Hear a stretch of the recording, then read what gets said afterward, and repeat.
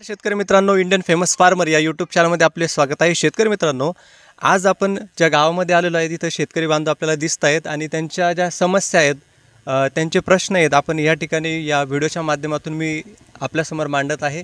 भारतातलं आपलं एकमेव असं चॅनल आहे की ज्यामध्ये आपण शेतकरी बांधवांच्या तळागाळापर्यंत त्यांच्यापर्यंत जाऊन त्यांच्या समस्या जाणून घेतो आणि तुमच्यापर्यंत मांडण्याचा मी प्रयत्न करत आहे इथं गावामध्ये जास्त करून.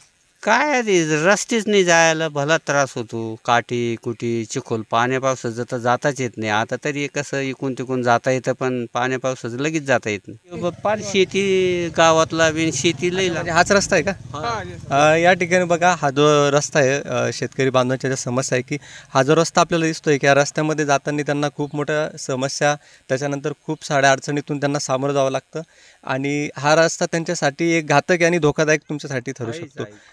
फक्त म्हणजे तुम्हाला पावसाळ्यातच प्रॉब्लेम येतो की काय? तसं तर आता बी लई त्रास आहे, पण जसं पावसाळ्यात लगेच बैलगाडी वगैरे? नाही, बैलगाडी पण नाही जात आणि पायी सुद्धा चालता येत नाही माणसाला. मग तुम्ही ह्या शेती म्हणजे फक्त पाऊस उघडल्याच्या नंतर 8-10 दिवसांनी जेवढी शक्य आहे तेवढीच करता येते.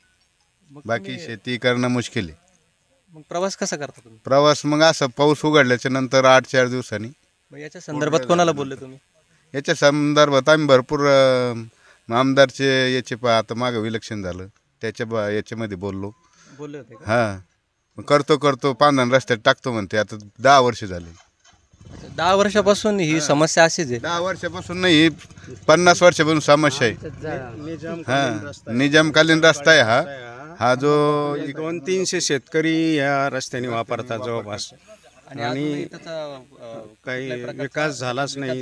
याच्यात कोणतीच आम्हाला सुविधा भेटली नाही आतापर्यंत. इकडं जवळपास 150-200 एकर जमीन आहे. ग्रामपंचायतला आम्हाला मतदानला या रस्त्याने जावं लागतं असं. मग तुम्ही त्यांना सांगितलं का नाही, ज्यांना तुम्ही निवडून देणार त्यांना ह्या मग सांगितलं, पण ते मतदान घेऊस तर हवं म्हणते न बस, जे करायचं तेच करते. 5 वर्ष येतच नाही. 5 वर्षांनी सरपंच चेंज होतो, त्याच्यामुळे सरपंच हा रस्ता करू शकत नाही. बरोबर करू शकत नाही. आमदार करू शकतो, खासदार करू शकतो. हा ठीक आहे, हे समस्या ते मांडू शकते, पण ते मांडवल्या तोपर्यंत तिथपर्यंत त्यांचा कार्यकाळ संपवतो. त्यांचा रस्ता मंजूर होऊन येईपर्यंत रस्ताच होईल नाही. आम्ही शेत्या करायच्या कशा झाले जवळपास. जसे आता आम्ही एक तर तरुण पिढी काय होतं, शेतीकडे वळत नाही. बरं, जी वळली का वळत नाही? का वळत नाही तरुण? कारण आता बाकीच्या शेतीमध्ये पुरत नाही, त्याच्यामुळे शेतीकडे कोणी दुर्लक्ष करते. नवीन पिढीचे मुलं पुरत नाही म्हणजे नेमकं काय? म्हणजे शेतीमालाला भाव नाही? शेतीमालाला भाव नाही आहे. सगळ्याच गोष्टी, खताचे भाव वाढलेले, शेतीमालाचे म्हणजे भाव नाही, त्याच्यामुळे शेती करायला पुरत नाही. त्याच्यामुळे मुलं जे भावी पिढीचे ते मुलं इकडे शेतीकडे वळत नाही. बरं, जे वळाले त्याला जाण्यासाठी रस्ता नाही. पावसाळ्यामध्ये तिकडे जायची पंचायत आहे. बरं, आता आम्ही पाणी आमच्याकडे अवेलेबल सध्या. बरं, ऊस लावा तर हा ऊस काढायचा कुठून? बरं, कापूस आहे, कापूस काढायचा कुठून? घरी आणायला तर जागा पाहिजे ना त्याला, तर रस्ताच नाही, तर मग करायचं काय? मग याच्या संदर्भात तुम्ही बोलले तर त्याच्यावर काही झालं नाही अजून तुम्हाला? असं आतापर्यंत काहीच झालं नाही. जसं आम्हाला कळतं ना, तेव्हापासून आम्ही या रस्त्यानं लहान असताना आमचे वडील आणि ते आम्हाला डोक्यावर घेऊन जायची शेतामध्ये चक्कर मारायला.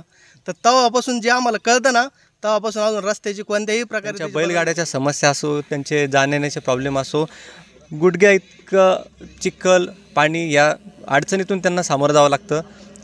तसेच आपण त्यांना विचारू की, आणि एक अजून सांगायचं झालं की त्यांनी याच्यावर भरपूरसे प्रश्न मांडले. त्यांचं म्हणणं आहे की सरपंच, आमदार, खासदारपर्यंत आम्ही सगळ्यांशी चर्चा केली, पण काय तहसीलला वगैरे अर्ज दिले, तहसीलला वगैरे अर्ज दिले, सगळ्यांपर्यंत ही समस्या त्यांनी पोहोचवली, पण अजूनही त्यांना त्याच्यावर न्याय मिळालेला नाही. अजून तो रस्ता झालेला नाही. ऊस, कपाशी, मका, बाजरी, तर ते सोयाबीन, तर ते पानकळीत काढायला जे येतं तर खूप हाल होतील. निमा सोडूनच जातं तिकडं, रस्ताच राहत नाही आणायला. असे हाल आहे आमच्यावर. कपाशीला काय भाव चालू आहे सध्या? आहे 7,000. 6,200. 6,200. CCI वगैरे नाही काही? शिष्याला कुठं नंबर लागतो? का बरं लागत नाही नंबर? शिष्याला नंबरच लागत नाही ना. शिष्याला व्यापाराचाच म्हणजे असतो. 6,000 तर आता तर फरदर तर 5.5 पण असेल. 6,500 सुरू झाली खरेदी. 6,462. 6,000 रुपये खरेदी चालू आहे. काटेरी पाहिजे म्हणा किती खरेदी चालू आहे काय. प्रत्यक्ष काय म्हणजे त्यांनी सांगितलं होतं की 7,500 पर्यंत त्यांनी सांगितलं वर चालू आहे म्हणतात. हा. मुख्यमंत्री काय म्हणतो तुम्हाला किती भेटतंय? हा मला भेटतो 5.5. असं काय काय होतंय असं? असं म्हणजे व्यापाऱ्याचं सरकार आहे ना. पण मी काही जिनिंगमध्ये पण भेटी दिल्या तर त्यांचं असं म्हणणं आहे की असं काही नाही की आम्ही पहिले व्यापाऱ्यांनाच रेफरन्स पहिला नंबर त्यांचाच लावतो, असं नाही आहे. शेतकरी बांधव जरी आले पहिले तर आम्ही त्यांना हे करतो. शेतकऱ्याला गरज जास्त असते ना पैशाची. पटकन गेलं म्हणजे काट्यावर जातो. मग एवढा कापूस घेऊन कुठं जिनिंगला जाऊ का आम्ही 10 किलो 25 किलो 50 किलो जशी गरज तशी विकतो ना शेतकरी.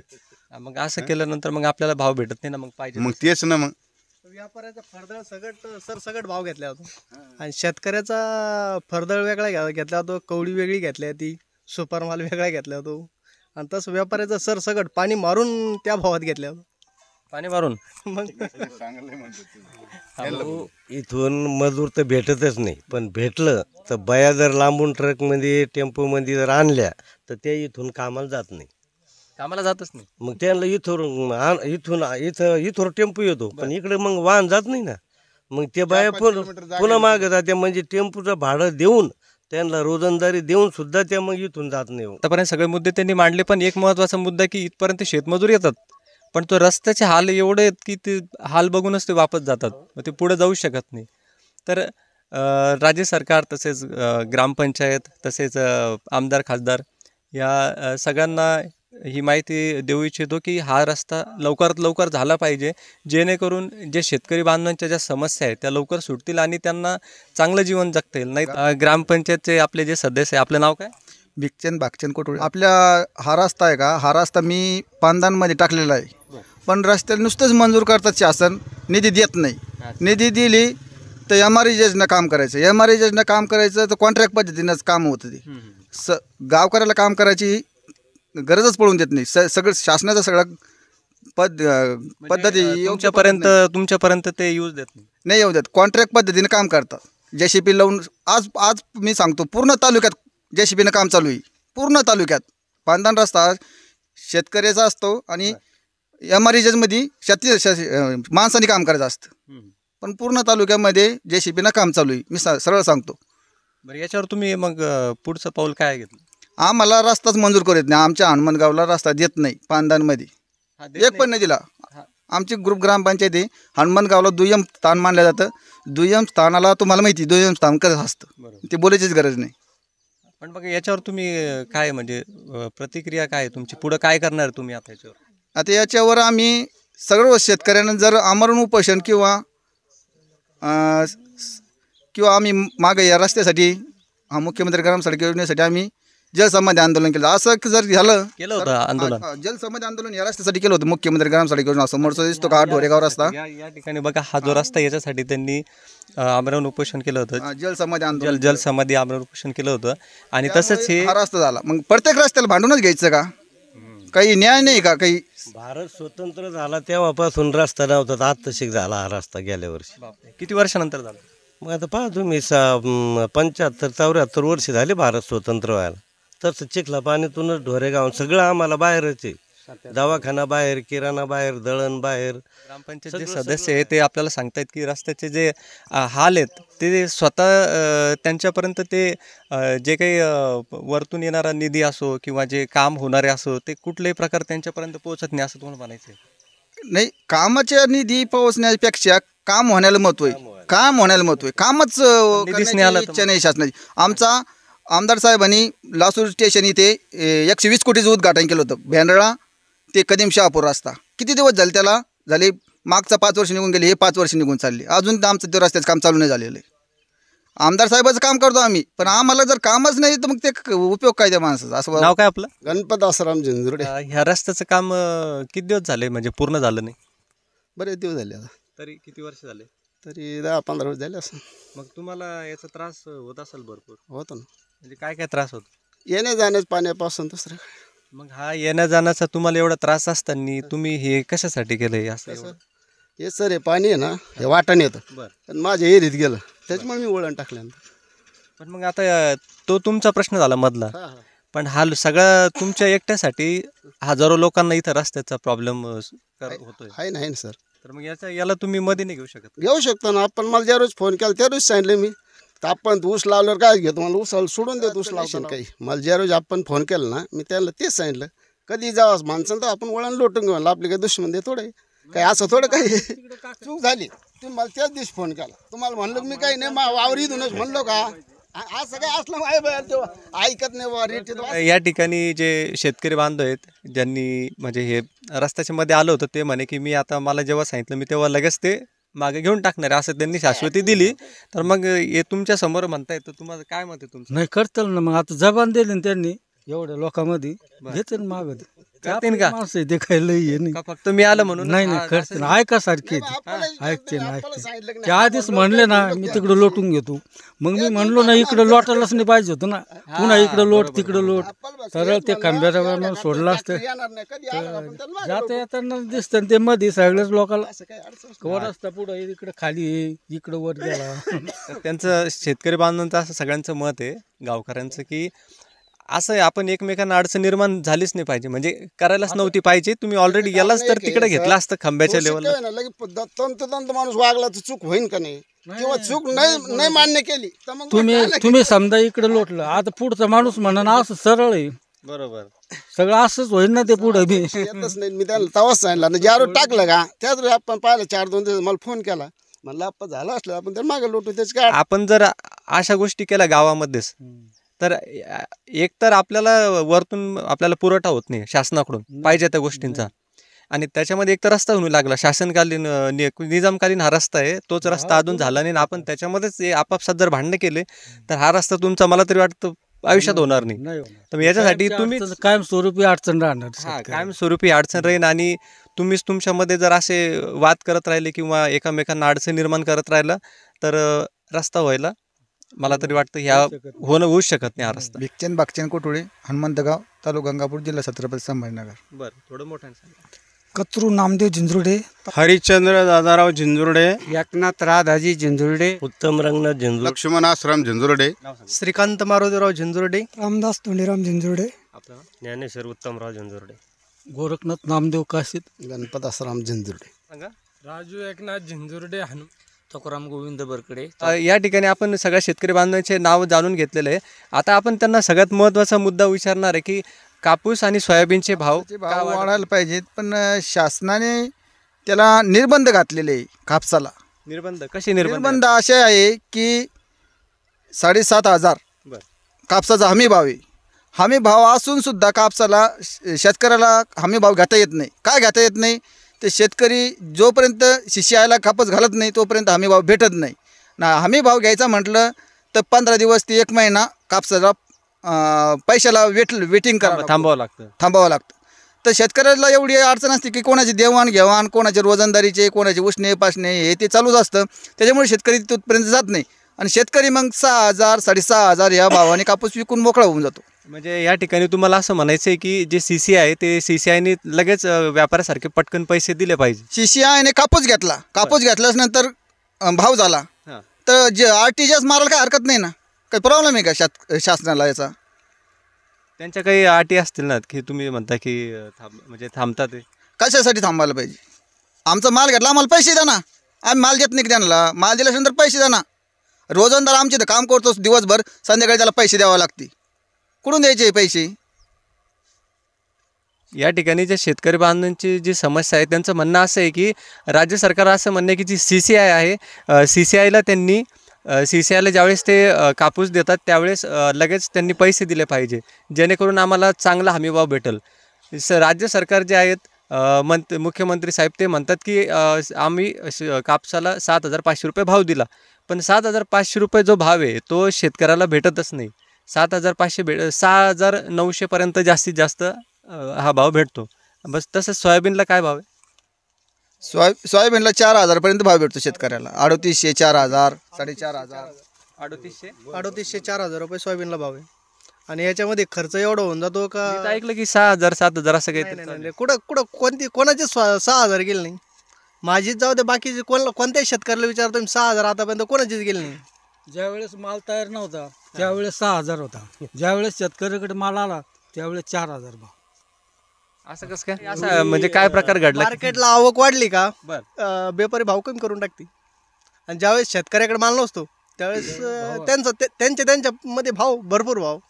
मग तुम्ही म्हणजे काय करता अशा वेळेस, म्हणजे जर कमी म्हणजे भाव तुम्हाला जास्त भेटण्यासाठी, किंवा असा जर प्रकार तुमच्यासोबत घडतोय की राज्य शासन सांगतंय की आम्ही 6,000 हमी भाव देतोय, एवढं देतोय, पण तो आम्ही आत्महत्या करतो आणि दुसरं काय करणार मग? शेतकरी आत्महत्या शेतकऱ्याचं करतात. आत्महत्येचं प्रमाण अहो मागच्या 2 महिन्यामध्ये 1.5 महिन्यामध्ये 12,000 तूर होती, आज 6,000 झाली, म्हणजे 6,000 कटले एकदम कमी 50-50. आता पुन्हा 2 महिन्याच्या नंतर पुन्हा 12 पुन्हा होणार. 2 महिन्यानं तेच होणार, ज्यावेळेस 12,000. व्यापाऱ्याकडे माल जातो ना त्यावेळेस मालाची किंमत वाढते. आणि तुरीची डाळीचे जे भाव आहे ते आहेच. मग तुरीचे भाव कमी झाले आणि तुरीची डाळीची कुठं भाव कमी झाले? ती 190 रुपये किलो आहेच ती. या ठिकाणी त्यांचं म्हणणं असं आलं की जर का त्यांच्याकडे ते म्हणताय की जर आम्हाला म्हणजे पाहिजे तर हमीभाव भेटलं नाही तर शेतकरी आत्महत्या करण्याचं कारण त्यांनी सांगितलं की राज्य शासन आपल्याला सांगतंय की एवढा भाव तेवढा भाव, पण खरं त्यांना तो भाव मिळत नाही. जे जसं की त्यांनी सांगितलं सोयाबीन तुरीचे भाव त्यांनी सांगितले 4,000पर्यंतच त्यांना. किती केंद्र आहे कापूस खरेदीचे, तूर खरेदीचे, आणि शेतकरी किती, कधी नंबर लागायचा लोकांचा. त्याच्यामुळं मग प्रॉब्लेम येतो ना. शेतकऱ्याला तर रोज पैसे लागते आणि मालाचे पैसे 3 महिन्यांनी भेटायचे. मग कर्ज बाजार झालेला आहे आणि शेतकरी माल विकतो का वा, ज्यावेळेस त्याला कोणाचे देणं घेणं आहे, कोणाचं जे कर्ज आहे ते मिटवू नाही, त्यावेळेस शेतकरी माल विकवतो आणि त्याच्या मालाला जर भावच भेटत नाही मग त्याने ते कर्ज भरायचं कसं? कर्जमाफी शेतकऱ्याची होईल नाही. जे आहे आता पुढच्या वर्षी माल पेरायचा, त्याला लोकांनी पैसे आणायचे कुठून? शेतकऱ्यांनी पैसे आणायचे कुठून त्याला?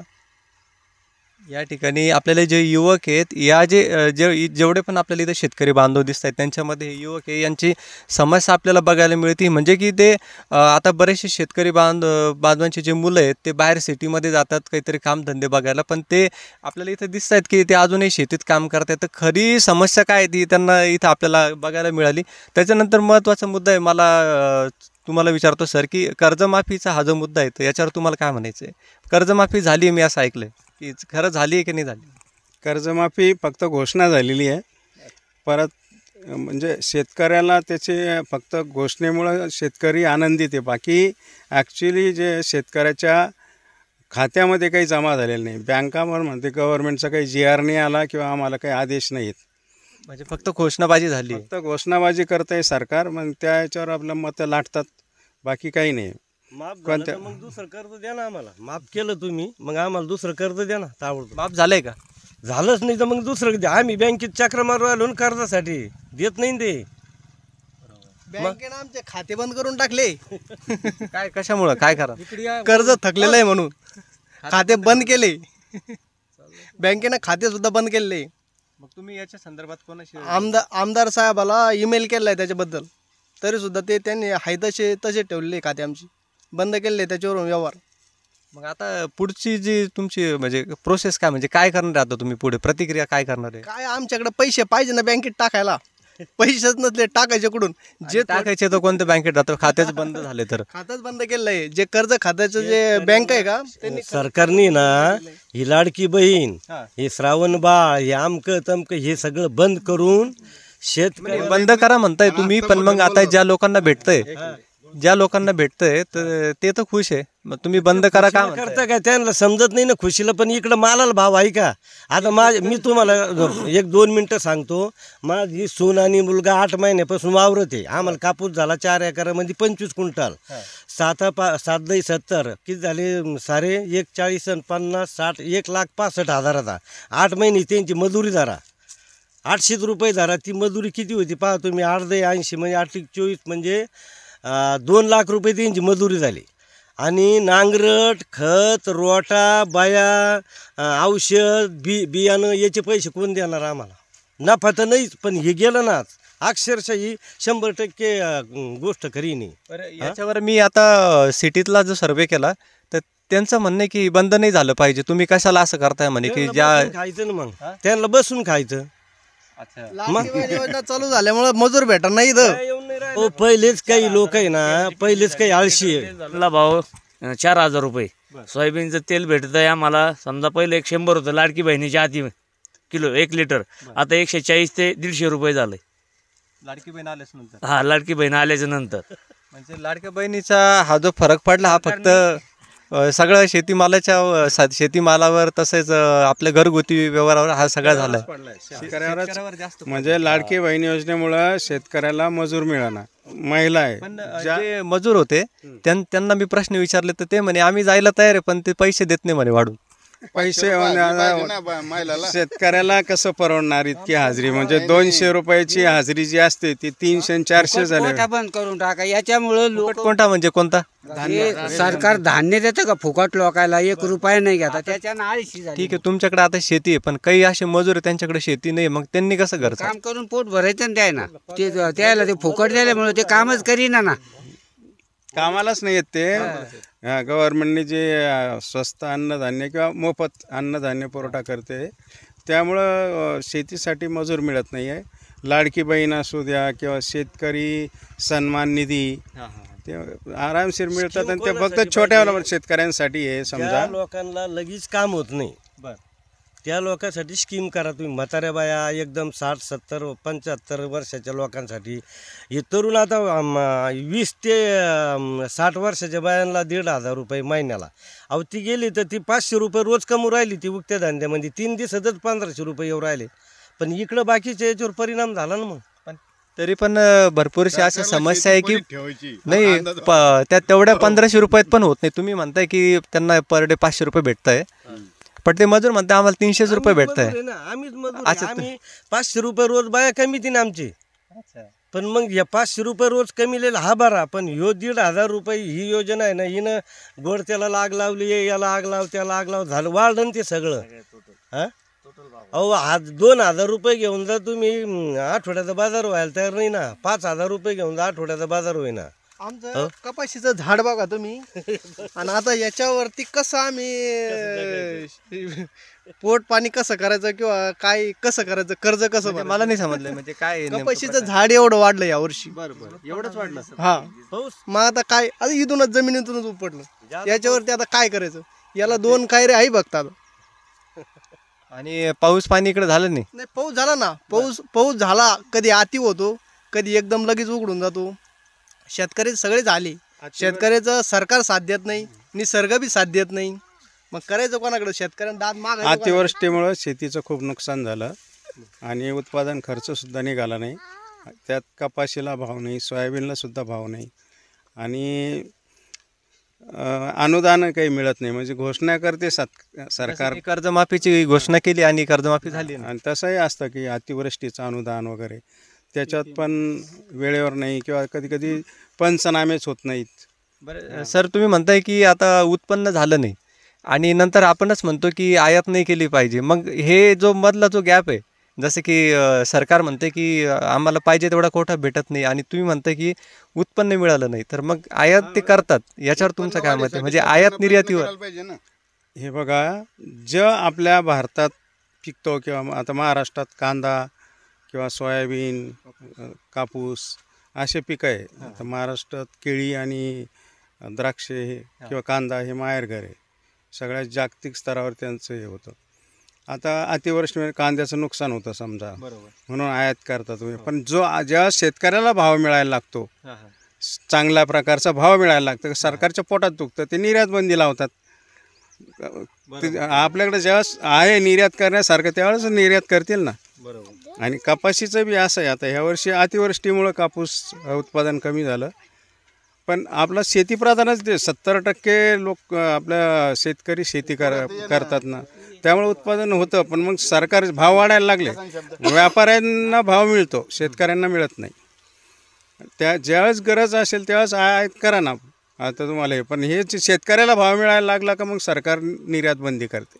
शेतकरी म्हणजे सरकारकडे ना कोणत्या पिकाची कोणतीच कुठली आकडेवारी नाही राहत. यांचे जे सरकारी कर्मचारी ना ते सगळे जागेवर गंगापूर तालुक्यात ठिकाणी, जिल्ह्यात ठिकाणी बसत्या. कशावर म्हणता तुम्ही? आम्हाला प्रत्यक्ष माहिती नाही. कोण आला आमच्या शेतामध्ये आकडेवारी घ्यायला? कोणता सरकारी कर्मचारी आला आमच्याकडं? हनुमंतगावला आतापर्यंत कोणाला विचारा की एखादा सरकारी कर्मचारी आला का? एक खिडकीचा आला का? तहसीलचा आला का? ग्रामसेवक आला का? कोणीच नाही आलं. 5 वर्ष 10 वर्ष सुद्धा द्यायला माहीत सुद्धा नाही हनुमंतगाव कुठे. गाव माहीत नाही, गावच माहीत नाही कोणाला सरकारी कर्मचाऱ्याला. ते विचारिते लोकांना. हनुमंतगावला जायचं आम्हाला. हनुमंतगावला किती लोकसंख्या आहे, हनुमंतगावला काय परिस्थिती, पुढं विचारित्या तालुक्याच ठिकाणी तिथंच माहिती घेते लोक आणि इकडचं नियोजन करतात. पीक विम्याचं हा सगळ्यात महत्त्वाचा मुद्दा तुम्ही मांडला की म्हणजे बाहेरच्या बाहेर विचारून ते चाललं जातात इथं शेतापर्यंत आतापर्यंत. आपण जे नगर पुणे रोड पाहिला असेल तर ते ढोरेगाव आता 10, 15, 20 खेड्याची मंडळी तिथं असतात. बस तिथे सरकारी अधिकारी येऊन त्या एखाद्या दुकानामध्ये बसून आपला पंचनामे करतात.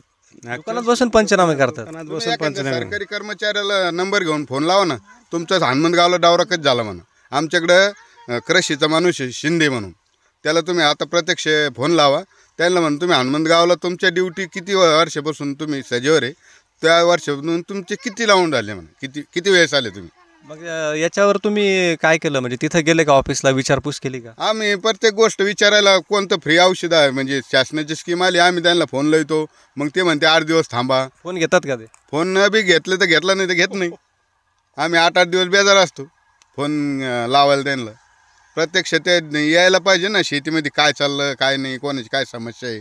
ग्रामसेवकसुद्धा नाही आला. सदस्याला विचारा आपल्या गावाला ग्रामसेवक कधी आलता विचारा ना. सांगा कधी आले ते? सांगा. 2-3 महिने मिळून येते. 2-3 महिने. 2-3 महिने. आणि एक विशेष म्हणजे असं आहे की ग्रामसभा अजून मी 10 वर्ष झाली, मला जवळ 9 वर्ष झाली ग्रामपंचायतले. ते विशेष म्हणजे ग्रामसभा आमच्या गावामध्ये अजून नाही घेतली. ग्रामसभा घ्यायला पाहिजे गावामध्ये, अजून नाही घेतली. नाही घेतली. 9 वर्ष झाली मला. 9 वर्ष झाले. 9 वर्षात एकदा पण सभा पण नाही गेली ग्रामसभा. मग तुम्ही काही चर्चा केली? आम्ही गंज विचारणा करतो ग्रामसभा घ्या, पण नाही घेत. तिकडेच पखुऱ्याला घेतात ग्रामसभा. तिकडून कोण नाही घेत ग्रामसभा? कोण नाही घेत? ग्रामसभा घ्यायचं सरपंचाला आणि ग्रामसेवकला अधिकार असतो ना. तर ते आमच्या गावामध्ये अजून ग्रामसभा नाही घेतली. गावाची समस्या मांडायला गावकरी मांडतात ना. ग्रामसभा पखुरा कार्यालयात पखुऱ्याला लेखीमध्ये घेतलं का लिहून त्यांच्याकडून? लेखीमध्ये ते आता लेखीत देते का कोणी? शासकीय कर्मचारी लेखीत कोणीच देत नाही. तर मग तुम्ही याच्यावर काय प्रतिक्रिया करणार पुढं की इथंच थांबणार आहे? गावकऱ्यांसाठी चांगलं व्हावं असं ग्रामपंचायतीचे सदस्य. गावकऱ्यांसाठी करायचं म्हटलं तर गावकरी एक असलं तर सगळं काही होतं. गावकऱ्यांनी विशेष करायला पाहिजे. मतदानावर बहिष्कार टाकायला पाहिजे, हे मेन आहे. तर गावकरी लोकसभा असो विधानसभा असो यावेळेस एक व्हायला पाहिजे, बहिष्कार टाकायला पाहिजे. त्यावेळेस आपलं कोणता बी रस्ता असो किंवा गावातली कुठली समस्या असो त्यावेळेस सॉल्व्ह होती. हां, पीक विम्याबद्दल तुम्ही बोलत होते आता, काय म्हटलं तुम्ही? पीक विमा भरला मी, तर मग याचे पीक विमा भेटायला पाहिजे ना. कधी भरला होता? जुलैमध्ये समजा जूनमध्ये पीक विमा भरला. त्याच्यानंतर आमचं नुकसान झाले. आता कपाशी वाढलेली नाही मी दाखवली, बरोबर आहे. आता त्याचे समजा आम्ही तक्रारी केल्या पण अजून सुद्धा त्याचा पीक विमा नाही. आता हा पीक विमा पुढच्या वर्षी भेटवतो का नाही भेटवतो त्याची आम्हाला शाश्वती नाही. आणि मग आम्ही काय नेमकं कोणाकडे काय मागायचं, त्याला काय करायचं काय आम्ही? बरं तक्रारी करा म्हणते, तक्रारी करून बघितल्या. रात्रीत आम्ही भरू शकत नाही, दिवसाच गरजेची. परंतु होतं काय 10-10 मिनिटाला वाफ्यात पाणी जात नाही तर इकडं लाईट जायला राहते, ड्रीप मारतं तिकडून. त्यांना फोन केला ते म्हणते ड्रीप मारलेलं आहे, थांबा 10 मिनटं टाकतो. 10 मिनटं लाईट टाकूच तर वाफ्यात पाणी पडूच तर परत लाईट ड्रीप मारती. मग पाणी भरायचं कसं? म्हणजे मग आता याच्यावर तुमचं म्हणणं काय? म्हणजे तुम्हाला लाईटचा जो प्रॉब्लेम आहे तो काय आहे नेमका? म्हणजे कधी पाहिजे तुम्हाला लाईट? भरपूरसे असं जे शेतकरी बांधव आहेत ते मला म्हटले की दिवसा लाईट पाहिजे. दिवसाच पाहिजे शेतकऱ्यासाठी लाईट. रात्री डुकर राहते, वाघ राहते, वाघाचा भेव चालू आहे. वाघ पण येतं इथं शेतामध्ये. वाघ चालू होता मागच्या वेळेस. आत्ता इथं माझ्या शेतामध्ये वाघ बसला होता. एक गाय खाल्ली माझी. कुठं इथं? हां, आम्ही त्याचे पंचनामे केले वन विभागाचे माणसं आणून. वाघ आणि गाय खाल्ली. बरं वाघ आणि गाय खाल्ल्यानंतर आम्ही जायचं कसं? तिथं डुकरं राहते ऊसामध्ये, मग जायचं पाणी भरायला जायचं कसं? या ठिकाणी जनावरच नाही तर माणसांना सुद्धा भीती आहे. उच्च अशा दाबानी लाईट मिळायला पाहिजे आणि अखंडित पाहिजे. म्हणजे लोड शेडिंग नको आहे, दिवसाच पाहिजे. रात्रीचं कसं आहे की बऱ्याच विंचू साप याची पण भीती असते. बरेचसे जनावरं आता रानडुकरं असतात किंवा काही ठिकाणी बिबट्याची भीती असते. त्यामुळं दिवसाच लाईट पाहिजे आणि ती व्यवस्थित दाबानी पाहिजे की जे आत्महत्या होते याचे सगळ्यात मोठे कारण काय काय आणि ह्या थांबल्या पाहिजे याच्यासाठी आपण काय करायला पाहिजे? जे आश्वासनं दिलेले शासनानं सरकारनं मतदानच्या अगोदर ते पूर्ण करायला पाहिजे बस. मी अकोला जिल्ह्यामध्ये गेलो होतो, तिथं त्यांनी एक जे शेतकरी बांधव होते तर त्यांना कर्जमाफी होईल अशी आशा होती, पण कर्जमाफी झाली नाही आणि त्यांना ब्रेन ट्यूमरचा आजार होऊन ते मरण पावले. तर काय कर्जमाफीवर तुम्हाला काय म्हणायचं? आता जर असे एक एक शेतकरी जर गेले तर आपलं कसं होईल? कर्जमाफी कायमची करून टाकायला पाहिजे आणि एकदा झाली का पुन्हा कर्जमाफी नको, पण शेतकऱ्याचे खताचे भाव कमी पाहिजे, बियाण्याचे भाव कमी पाहिजे. त्यांचं एवढं बी घ्यायला आम्हाला 5,000 रुपये लागते आणि आमचं पोतं भरून आम्हाला 2,000 बी येत नाही. अहो गव्हाला भाव नाही, बाजरीला भाव नाही, अहो कायलाच भावाचा पत्ताच नाही ना. आणि 1,500-2,000 रुपये तुमचे 2,000-2,500-2,500 रुपये खताच्या बॅगेला लागू राहिले, ते कुठं पुरतच नाही ते. मग शेतकरी जागेवरच कसं आहे? त्याच्यामुळंच आहे ना शेतीला तो कोणतंच ट्रॅक्टरचं रोजंदारी पुरायला तयार आहे. डिझेल वाढल्यामुळं ट्रॅक्टरवाले जादा पैसे घेते, 2,000 रुपये एकर घेते. म्हणजे 5,000 रुपये माल पेरूस तर ते ट्रॅक्टरवालाच घेऊन जातो आणि नंतर बी खत आणि बया आणि मग कुठं काय राहतं शेतकऱ्याला? ते आपलं काहीतरी खुडबुड करतं तिथंच जगतं. काय त्याचं खरोखर म्हणजे शेतीमालाला भाव नसल्यामुळं आणि बाकीचे जे शेतीपूरक शेतीला जे पुरवठा करणारे जसं रासायनिक खतं आहे, औषधी आहे, तणनाशक आहे किंवा बियाणं याचे भाव भरमसाठ वाढलेले आणि शेतीमालाला भाव नाही. तर सरकारने शेतीमालाला योग्य भाव द्यायला पाहिजे, व्यवस्थित वीज पुरवठा पाहिजे आणि कर्जमाफी पण झाली पाहिजे. अनुदान नको आहे आम्हाला, अनुदान नको आहे. अनुदान नाही दिलं तरी चालेल किंवा ते किसान सन्मान निधी काय आहे ते जरी बंद केलेलं असेल, पण शेतीमालाला भाव द्या. आणि डिझेल आता त्यांनी सांगितलं डिझेल खरोखर आहे. आता माणसं मिळत नाही शेतीला, जनावरं ठेवू शकत नाही, तर सगळं मशीनवर म्हणजे ट्रॅक्टरवर अवलंबून आहे. ट्रॅक्टरला डिझेलचे भाव जास्त आहे, ट्रॅक्टरवाले पण त्या प्रमाणात त्याचं भाडं लावतात. तर सरकारने यासाठी शेतीमालालाच भाव द्यायला पाहिजे आणि तिला जे बियाणं खतं औषधी हे सगळं लागतं याचे भाव कमी पाहिजेत. छत्रपती संभाजीनगर येथील हनुमंता गावामध्ये आपण आलो होतो आणि या ठिकाणी जे सगळे शेतकरी बांधव होते त्यांच्या सगळ्या समस्या आपण जाणून घेतल्या. त्याच्यानंतर सोयाबीन कपास याला 10 ते 12,000 जसे मी तर म्हणतो 15,000पर्यंत गेलं पाहिजे, तेव्हा शेतकऱ्यांच्या चेहऱ्यावर एक रौनक येईल. आणि त्यांचे चेहरे आता 15,000 नाव काढतच बघा त्यांचे चेहरे कसे झाले.